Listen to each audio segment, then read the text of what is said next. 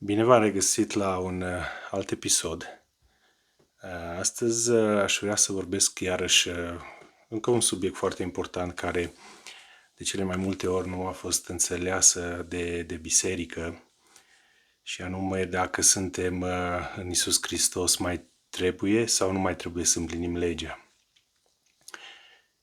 E un subiect controversat și acesta, și e un subiect totuși care merită studiat un pic, văzut în cuvânt ce a vrut mai exact Domnul Iisus să împlinească, de ce trebuie sau nu trebuie să împlinim legea, de ce astăzi este o confuzie și din punctul acesta de vedere, și ar trebui un pic să facem un studiu pe această temă.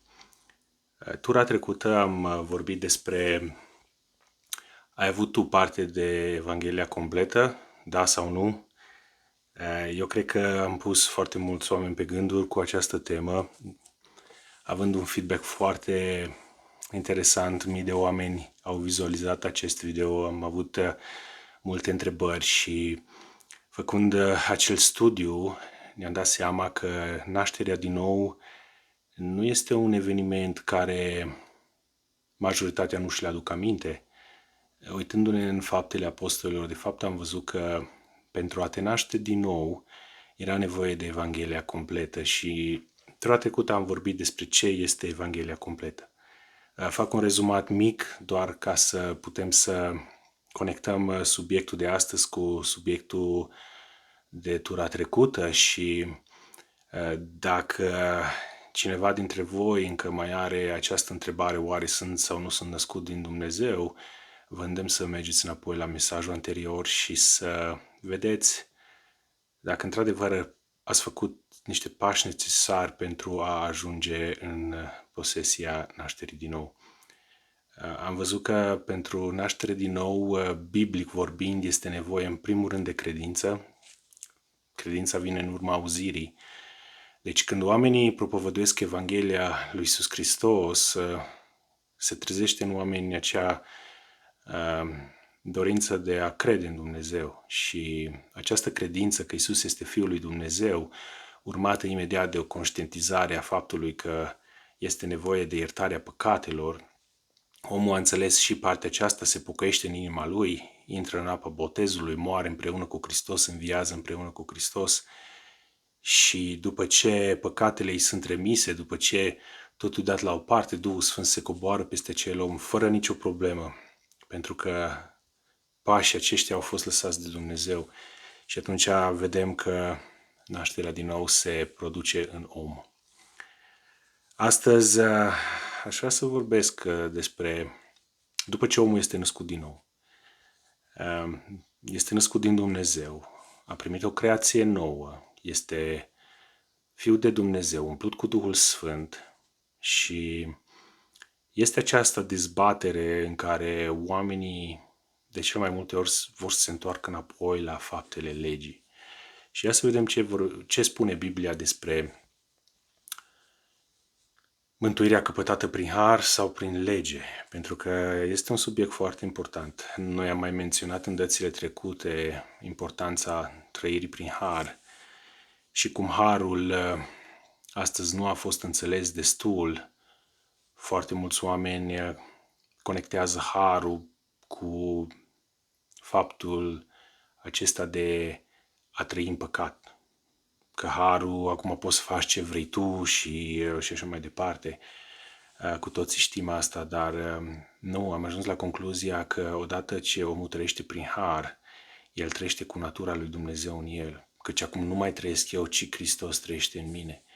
Acest har împuternicește omul să trăiască o viață de sfințenie, o viață plină de putere.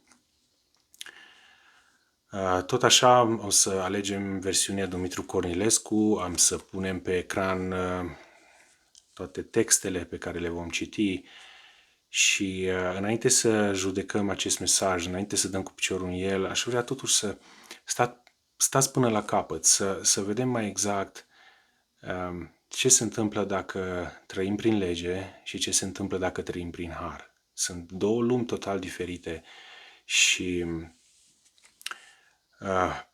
Primul pasaj care vreau să-l citesc este din Galateni 5, de la versetul 16 până la versetul 25. Și Pavel spune galatenilor, dacă vreți să citiți toți Galateni, vă veți da seama că iudaizatorii au încercat să vină înapoi și să pună o grămadă de legi înapoi peste cei născuți din Dumnezeu și Pavel a avut un pic de bătălie de dat aici cu mesajul acesta, dar explică foarte fain. Și în Roman vom vedea cum Pavel sistematic explică de la omul vechi, de la omul care trăiește prin lege și trecând pe la cruce, omul se schimbă natura omului și dintr-o dată Pavel spune că acum voi nu mai sunteți firești, ci duhovnicești. Și asta e o întrebare foarte bună și țineți în minte întrebarea asta pentru că o să ne ajute în a înțelege întreg mesajul. Întrebați-vă voi care sunteți născuți din nou, cei care încă nu, aveți niște pași de făcut, dar voi cei care sunteți născuți din nou, sunteți oameni firești sau oameni duhovnicești? Pentru că Biblia ne explică diferența dintre unul și celălalt. Stați cu întrebarea asta în minte și veți vedea ceva care poate nu ați auzit până acum sau poate nu v-a fost expus cuvântul lui Dumnezeu în așa fel încât să înțelegeți dacă sunteți duhovnicești sau sunteți firești.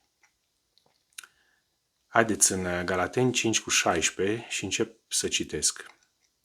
Zic, dar umblați cârmuiți de Duhul și nu împliniți poftele firii pământești, căci firea pământească poftește împotriva Duhului și Duhul împotriva firii pământești. Sunt lucruri potrivnice unele altora, așa că nu puteți face ce voiți. Dacă sunteți călăuziți de Duhul, nu sunteți sub lege. Și faptele firii pământești sunt cunoscute. Și sunt acestea: curvia, necurăția, desfrânarea, închinarea la idoli, vrăjitoria, vrăjbile, certurile, zavistiile, mâniile, neînțelegerile, dezbinările, certurile de partide, pismele, uciderile, bețiile, îmbuibările și alte lucruri asemănătoare cu acestea. Vă spun mai dinainte, cum am mai spus, că cei ce fac astfel de lucruri nu vor moșteni împărăția lui Dumnezeu. Roada Duhului dimpotrivă este dragostea, bucuria, pacea, îndelunga răbdare, înfrânarea, bunătatea, facerea de bine, credincioșia, blândețea, înfrânarea poftelor. Împotriva acestor lucruri nu este lege. Țineți minte aici partea asta din versetul 23. Împotriva acestor lucruri nu este lege. Căci cei ce sunt ai lui Hristos Iisus și-au răstignit firea pământească împreună cu patimile și poftele ei. Dacă trăim prin Duhul, să și umblăm prin Duhul. Și tura trecută noi am vorbit unde se petrece răstignirea firii pământești, în botez. De aceea este foarte important ca omul să se nască din Evanghelia completă, pentru că altfel omul nu poate să intre în posesia omului duhovnicesc și să trăiască prin omul duhovnicesc. Da, e un pasaj mai lung, dar un pasaj care face distinția între omul vechi, omul firesc și omul duhovnicesc. Și vedem că dacă trăim prin omul vechi, este o lege și ea te condamnă. Și dacă trăim prin omul vechi poftește împotriva Duhului și, cum am mai citit aici, iată roadele omului vechi, iată roadele firii pământești. Și noi toți știm asta. În mădularele noastre ne luptăm împotriva multor pofte, fiecare la nivelul lui. Unii au o înclinație mai mult înspre partea sexuală, alții au o înclinație mai mult înspre vicii, băuturi și așa mai departe. Dar în biserică, fără să ne dăm seama, cu foarte mare ușurință, dăm drumul la niște lucruri care nu prea le băgăm în seamă. Adică curvia sunt lucruri mari, le băgăm în seamă. Se vede foarte ușor pe un om care este bețiv sau adictiv de tot felul de alte lucruri. Dar Sunt câteva lucruri aici care, ca și biserică, ar trebui să ni le ridicăm.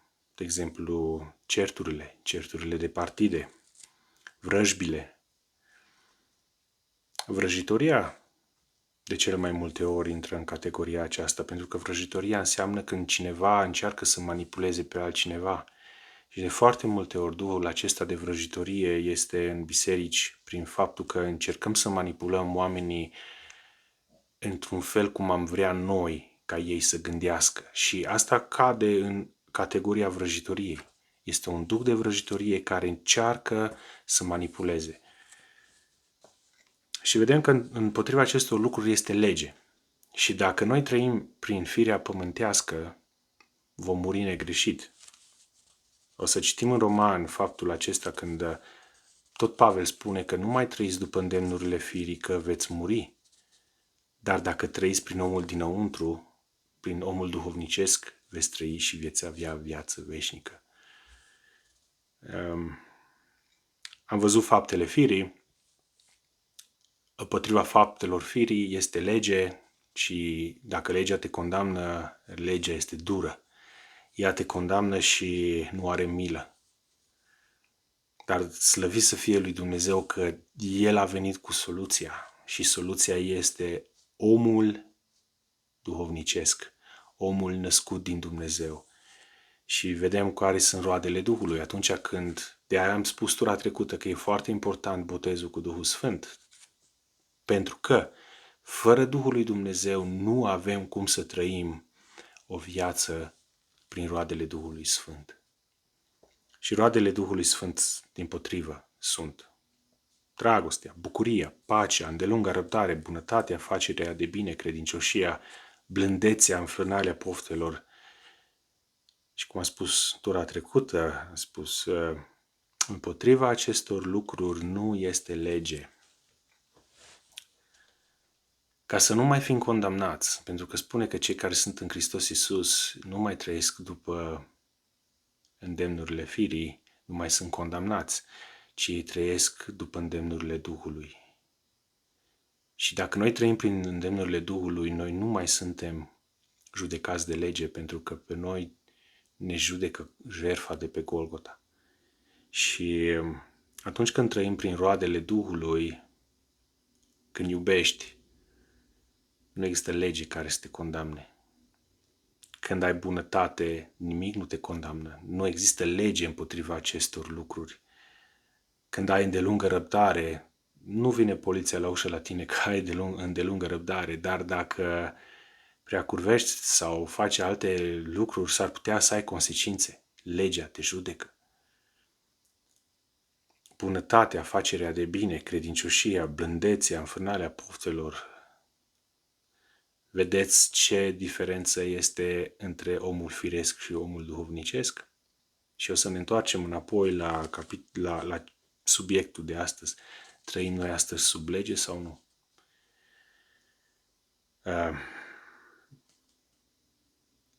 Dacă sunteți călăuziți de Duhul, nu sunteți sub lege.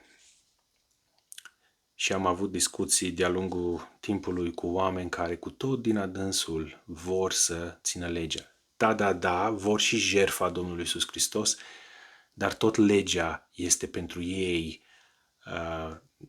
practica numărul 1 prin care să își primească neprihănirea. Am vorbit și despre subiectele acestea, mergeți înapoi, ascultați mesajele anterioare, veți vedea cât de mare putere are faptul că omul a căpătat harul lui Dumnezeu și prin harul lui Dumnezeu el nu mai este supus legii. El trăiește la un nivel mult mai înalt. Legea harului sunt roadele Duhului Sfânt. Când omul trăiește prin roadele Duhului Sfânt, el, într-un mod automat, va împlini natura lui Dumnezeu.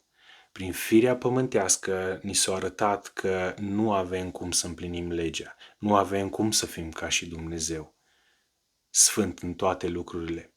În schimb, când vom trăi prin roadele Duhului Sfânt, vom vedea că atunci prin acea natură noi o să împlinim toată natura lui Dumnezeu aici pe pământ.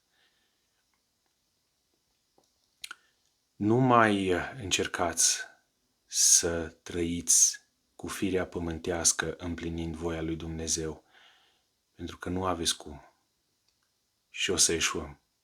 În schimb, prin credința în Domnul Iisus Hristos am primit natură de neprihănit și prin roadele Duhului Sfânt vom putea împlini toată legea lui Dumnezeu. Haideți să continuăm. Roman 8, 12-17. Așadar, fraților, noi nu mai datorăm nimic firii pământești ca să trăim după îndemnurile ei. Exact cum am spus, nu mai trăim după îndemnurile firii pământești. Dacă trăiți după îndemnurile ei, veți muri. Dar dacă prin Duhul faceți să moară faptele trupului, veți trăi. Adică, cum am citit în Galateni, prin roadele Duhului Sfânt. Prin roadele Duhului Sfânt, noi o să omorâm poftele firii pământești. Și de aceea este așa de important să trăim prin roadele Duhului Sfânt. Pentru că atunci când iubim, noi nu o să mai vrem să ucidem pe nimeni. Noi nu o să mai avem dorința de a face rău nimănui, pentru că în noi s-a născut natura plină de dragostea lui Dumnezeu, care ne îndeamnă la faptele bune pe care Hristos le-a pregătit mai dinainte să umblăm în ele. Țineți minte, e una să încerci să iubești prin firea pământească și ținând niște legi pământești. E alta când, printr-o natură nouă, iubind, vom face lucrurile într-un mod natural și dragostea lui Dumnezeu se va manifesta prin noi. Continuăm cu versetul 14, căci toți cei ce sunt călăuziți de lui Dumnezeu sunt fii ai lui Dumnezeu. Aceia care trăiesc prin roadele Duhului Sfânt sunt fii ai lui Dumnezeu. Pentru că e Duhul Sfânt în ei și Duhul Sfânt produce în ei o roadă. Și cei care trăiesc prin aceasta sunt numiți fii ai lui Dumnezeu. Și voi n-ați primit un duh de robie ca să mai aveți frică, ci ați primit un duh de înfiere care ne face să strigăm Ava, adică Tată. Însuși Duhul adeverește împreună cu Duhul nostru că suntem copii ai lui Dumnezeu. Și dacă suntem copii, suntem și moștenitori. Moștenitori ai lui Dumnezeu și împreună moștenitori cu Hristos. Dacă suferim cu adevărat împreună cu El, ca să fim și proslăviți împreună cu El. Este un subiect foarte interesant, dar în același timp și un pic confuz. Am stat de vorbă cu anumiți oameni care mi-au spus despre cele 10 porunci. Și cele 10 porunci sunt porunci date de Dumnezeu lui Moise și erau și de înainte. Și toți, noi vedem că toate aceste lucruri, când trăim prin roadele Duhului Sfânt, când trăiești prin dragoste, vei vedea că nu o să ucizi, nu o să iei în deșert numele lui Dumnezeu și toate acestea. Dar există una din ele care vin oamenii și spun, ok, și ziua de sabat, ziua 7-a în care Dumnezeu s-a odihnit, a fost dată ca o poruncă și ei spun că a fost dată dinainte de lege. Adam și Eva nu au avut porunca aceasta și ei au avut o altă poruncă, să nu mâncați din pomul cunoștinței binelui și a răului. O lege, o singură lege, foarte simplă și totuși omul a încălcat-o. Astăzi, în ceea ce privește sabatul, tot prin roadele Duhului este împlinită și aceasta. În Iisus Hristos, Evrei 4, citiți Evrei 4, nu o să citim pentru că e un întreg capitol, dar vă îndemn să mergeți să citiți Evrei 4. Voi toți aceia care vreți neapărat să țineți sabatul ca o zi din săptămână, prin firea pământească. Întrebați-vă voi de câte ori ați încălcat această lege. Și uitați-vă cât de multă povară pune această lege asupra vieții voastre.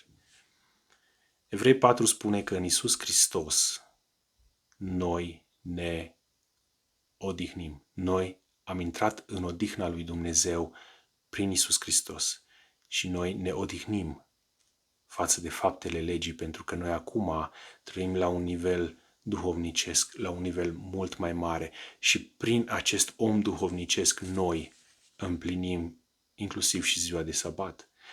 Adică în Iisus Hristos nicio zi nu este diferită de cealaltă. Toate sunt sfințite și curățite.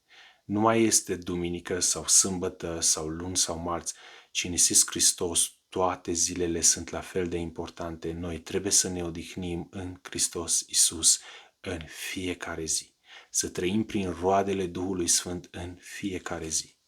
Și vă rog, vă îndemn, mergeți, citiți Evrei 4 și veți vedea că ziua de sâmbătă, sabatul, este ridicat la un nivel mult mai mare. La un nivel spiritual în care Evrei 4 spune că Iisus Hristos este sabatul nostru.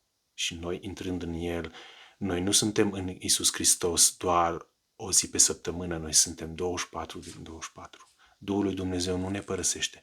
El nu se coboară peste noi doar sâmbăta și după aia pleacă și noi ne continuăm viața noastră.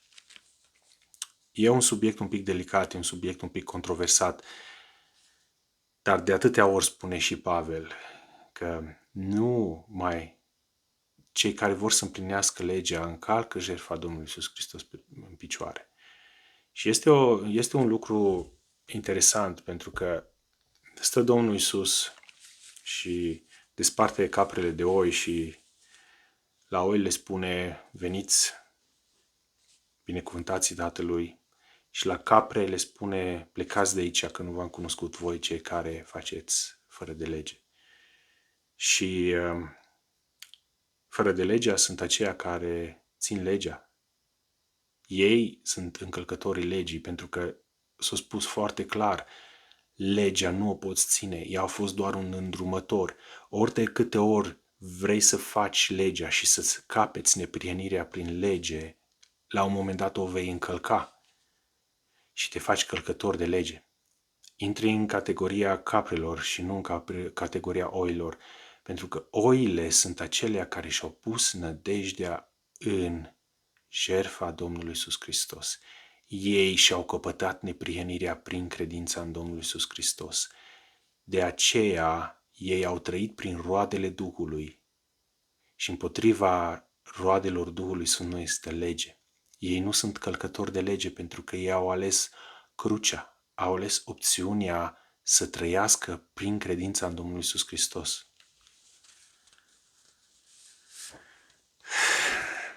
Romani 8, 5-11. În adevăr, cei ce trăiesc după îndemnurile firii pământești umblă după lucrurile firii pământești, pe când cei ce trăiesc după îndemnurile Duhului umblă după lucrurile Duhului. Vedeți? Și umblarea după lucrurile firii pământești este moarte, legea, pe când umblarea după lucrurile Duhului este viață și pace. Roadele Duhului Sfânt produc în om viață și pace. Ia gândiți-vă, ia puneți în practică, ia trăiți prin omul acesta duhovnicesc și veți vedea cât de multă pace și cât de multă viață o să beneficiați din faptul acesta. Fiindcă umblarea după lucrurile firii pământești este vrăjmășie împotriva lui Dumnezeu.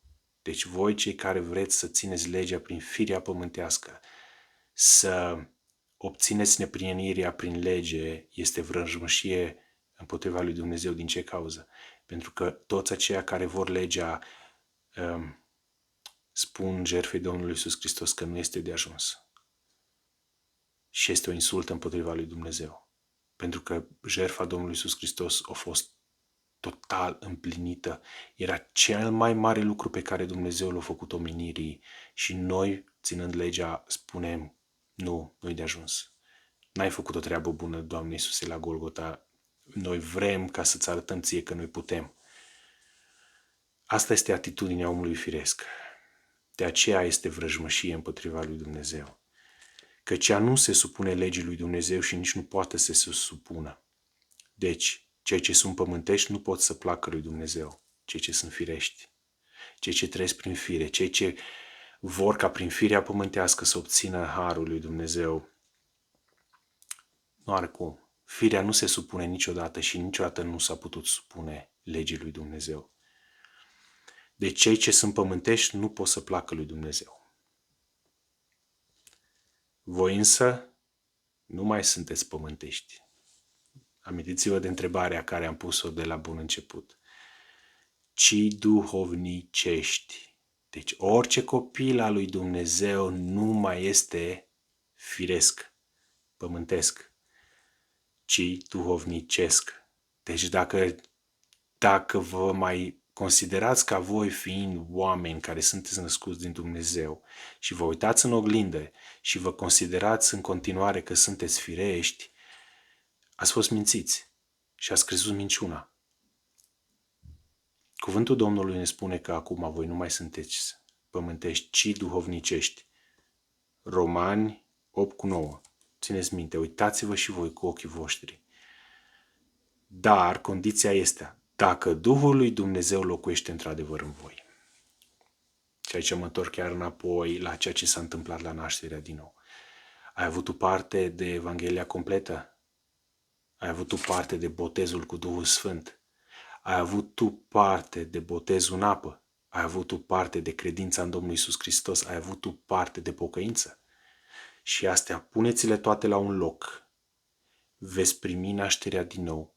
Veți primi Duhul Sfânt și atunci vă puteți duce înaintea Tatălui cu îndrăzneală și înaintea Tatălui să spuneți: da, Doamne, îți mulțumesc, Tată Ceresc, pentru că m-ai făcut o creație nouă, m-ai făcut să fiu duhovnicesc, m-ai transformat dintr-un om firesc într-un om duhovnicesc, ai pus Duhul Tău cel Sfânt în mine și acum Duhul Tău cel Sfânt produce roade în mine și acele sunt roadele Duhului Sfânt și împotriva roadelor Duhului Sfânt nu există lege. Și acum pot să trăiesc liber de păcat și o să spun de ce.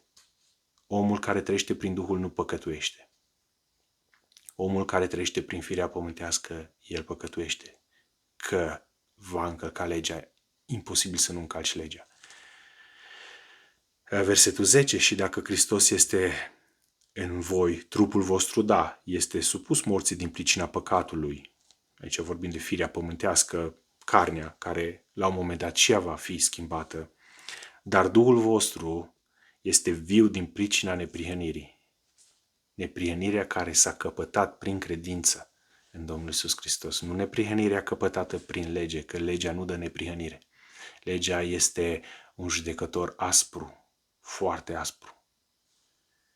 Și dacă Duhul celui ce a înviat pe Iisus dintre cei morți locuiește în voi, cel ce a înviat pe Iisus din morți va învia și trupurile voastre muritoare din pricina Duhului Său care locuiește în voi.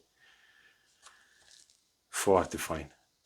Cât de multă speranță, cât de multă eliberare este în toți aceia care trăiesc nu după îndemnurile firii, ci după îndemnurile Duhului. Cât de multă viață și pace primesc aceia care lasă la o parte legea, lasă la o parte datinile, lasă la o parte toate aceste lucruri care sunt pământești și firești și care nu aduc cu ea decât o sândă și pun poveri peste oameni. Și foarte multe biserici, din păcate, fac acest lucru. Se predică o evanghelie a legii, pun tot felul de poveri peste oameni, crezând că neprihănirea se obține prin anumite lucruri pe care le facem.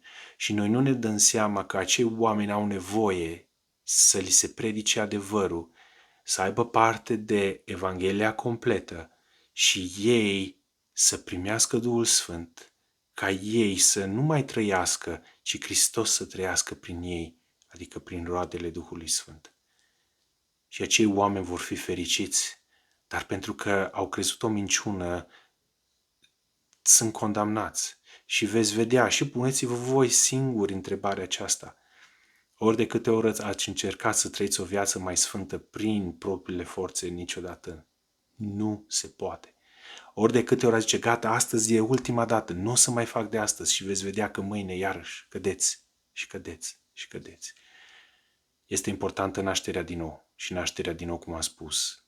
Sunt 4 elemente. Ascultați mesajul anterior și toți avem nevoie să trecem pe acolo ca să obținem omul duhovnicesc, ca prin omul duhovnicesc să avem biruință. De ce spun că omul duhovnicesc nu mai păcătuiește? 1 Ioan 3, 21 cu 24 explică foarte, foarte fain lucrul acesta. Prea iubiților, dacă nu ne osândește inima noastră, avem îndrăzneală la Dumnezeu și orice vom cere, vom căpăta de la El, fiindcă păzim poruncile Lui și facem ce este plăcut înaintea Lui. Și porunca Lui este să credem în numele Fiului Său Iisus Hristos și să ne iubim unii pe alții, cum ne-a poruncit. Cine păzește poruncile Lui rămâne în El și El în El. Și cunoaștem că El rămâne în noi prin Duhul pe care ni l-a dat. Și tot Ioan spune la un moment dat că cei ce sunt în Hristos Iisus, cei ce sunt oameni duhovnicesc, nu mai păcătuiesc. Din ce cauză? Pentru că ei trăiesc după roada Duhului. Vedeți că mulți spun că legea lui Moise, și aici Ioan spune porunca Domnului Iisus, și ea este foarte simplă. Să-L iubim pe Iisus Hristos și pe aproapele nostru. Să credem în numele Fiului Său, Iisus Hristos, și să ne iubim unii pe alții cum ne-a poruncit El. Vedeți, poruncile Domnului Iisus Hristos sunt diferite decât legea. Noi trăim după poruncile Domnului Iisus Hristos și poruncile Domnului Iisus Hristos este să credem în El și să ne iubim unul pe celălalt. Pentru că odată iubindu-ne unul pe celălalt vom trăi prin roada Duhului. Este un nivel extraordinar de duhovnicesc și viața noastră va fi plină de pace, plină de bucurie, toate roadele Duhului Sfânt, când noi iubim pe Dumnezeu și pe aproapele nostru, căci în aceste două porunci se împlinește toată legea și prorocii. Când iubești pe Dumnezeu din toată inima ta, când iubești pe aproapele tău din toată inima ta, vei vedea că vei trăi într-un mod dumnezeiesc. Nu vei mai face rău nimănui. Nu vei mai pismui pe nimeni. Certurile vor dispărea. Zavistiile, preacurviile. Cum mai poți tu să faci astfel de lucruri când tu iubești pe Dumnezeu și pe aproapele tău? Dar trebuie să fii născut din nou ca să poți să iubești cu iubirea lui Dumnezeu. 1 Corinteni 15:56 cu 57. Boldul morții este păcatul și puterea păcatului este legea. Dacă vrei să muriți, țineți legea. La un moment dat o să o încalci și ai păcătuit. Și odată păcatul intrat în viața ta, intră și moartea. De aceea Pavel spune acolo, nu mai trăiți după îndemnurile firii că veți muri. Pentru că veți păcătui. Dacă veți ține legea, veți păcătui. Dar mulțumit fie aduse lui Dumnezeu care ne dă biruința prin Domnul nostru Iisus Hristos, adică jertfa de la Golgota. Jertfa de la Golgota, prin nașterea din nou, prin credința în Domnul Iisus Hristos, a încăpătat natura de om nou, natura de om neprihănit. Neprihănirea a încăpătat-o prin credință. Nu mai trăim sub lege, ci trăim prin darurile Duhului Sfânt, prin roadele Duhului Sfânt, trăim prin Duhul Sfânt, cu o natură nouă, o natură dumnezeiască. Noi iubim. Iubim pe Dumnezeu, iubim aproapele nostru. Împotriva acestor lucruri nu există lege. Din această cauză noi putem să trăim o viață, să nu mai păcătuim. Dar dacă totuși cineva a păcătuit, tot în Ioan spune, nu-i problemă. Avem un mijlocitor, Iisus Hristos. Și dacă ne punem și ne mărturisim păcatele unii altora, vom fi vindecați. Deci există posibilitatea să mai greșim. Da, există posibilitatea să mai greșim și dacă trăim prin omul nou. De aceea este nevoie de înnoirea minții, de aceea este nevoie de o relație cu Iisus Hristos în viața de zi cu zi. Și chiar dacă am păcătuit, nu mai suntem osândiți, pentru că suntem în Hristos Iisus. Și atunci avem un mijlocitor care între noi și Dumnezeu mijlocește pentru noi. Dar există și nivelul acela în care, prin înnoirea minții, prin cunoștința dragostei lui Dumnezeu, putem să ajungem la toată statura plinătății lui Hristos. Vă îndemn, fiecare dintre voi, faceți aceste studii, uitați-vă ce s-a întâmplat la cruce, că și aceste lucruri care am vorbit noi acum, la cruce s-au întâmplat toate. Crucea a fost dezbrăcarea omului vechi, botezul, adică crucea, și îmbrăcarea lui Hristos. Dezbrăcarea de robia veche și ne-am îmbrăcat cu harul, cu Iisus Hristos. Am căpătat o altă natură și Pavel ne spune, nu mai trăiți prin natura veche, că veți muri, ci trăiți prin natura lui Dumnezeu, că veți trăi și veți avea viață veșnică. Prin Duhul Sfânt, prin roadele Duhului Sfânt, vom fi mai mult decât biruitori în lumea aceasta. Și oamenii vor să vadă această natură dumnezeiască în copiii lui Dumnezeu. Haideți să trăim în așa fel încât să emanăm natura lui Dumnezeu. Haideți să nu ne mai întoarcem la poftele firii pământești. Nu le mai împliniți poftele, ci prin roada Duhului veți distruge poftele firii pământești. Veți vedea cum, trăind în dragostea lui Dumnezeu, trăind în sfințenie și în curățenie, la un moment dat, trupul nu mai poftește, nu mai vrea, pentru că el este răstignit pe cruce. Trăiți în așa fel, numai așa vom putea trăi dumnezeiește. Și toate acestea sunt prin credința în Domnul Iisus. Toate acestea au fost făcute la cruce. De aceea am spus de atâtea ori, la cruce, de cele mai multe ori noi credem că la cruce s-a întâmplat doar un singur lucru, că Domnul Iisus a murit pentru păcatele noastre. Și da, este adevărat. Dar la cruce am fost și vindecați. Și se referă la vindecarea trupească aici. Dățile viitoare vrem să ieșim cu subiecte ce înseamnă ucenicia, ce înseamnă să fii copil al lui Dumnezeu, ce înseamnă vindecarea, eliberarea, ce înseamnă autoritatea. Toate acestea le găsim în omul nou și niciodată în omul vechi. Deci, în câteva cuvinte spuse, omul vechi trebuie să stea pe cruce în fiecare zi. Omul nou trebuie trăit prin el. Și prin omul nou trăim sub roadele Duhului, nu sub lege. Vă mulțumesc că m-ați ascultat, vă îndemn, mergeți și faceți și voi aceste studii. Veți vedea cât de multă eliberare o să primiți și veți vedea ce frumos este să trăiești prin har. Veți vedea că condamnarea dispare. Veți vedea că bisericile vor trăi la un nivel în care numai să visăm putem acum. Dar când vom începe să practicăm, să trăim prin roada Duhului, veți vedea puterea lui Dumnezeu manifestată, veți vedea că Biserica lui Hristos într-adevăr va fi o putere pe pământ. Vom vedea eliberări, vom vedea vindecări, vom vedea oameni cu autoritate, vom vedea transformări de vieți, vom vedea căsnicii salvate, vom vedea fii risipitori venind înapoi, vom vedea multe și nenumerate lucruri pe care Dumnezeu vrea să le facă. Vă mulțumim, dați un like, un share, un subscribe, ce doriți voi. Ne puteți găsi și pe YouTube și pe Facebook. Vă mulțumesc din toată inima că unii din voi ați fost alături de noi prin mesajele anterioare. Ne-ați încurajat și ne încurajați ca să continuăm cu aceste subiecte. Și în numele Domnului Iisus Hristos vă binecuvântăm.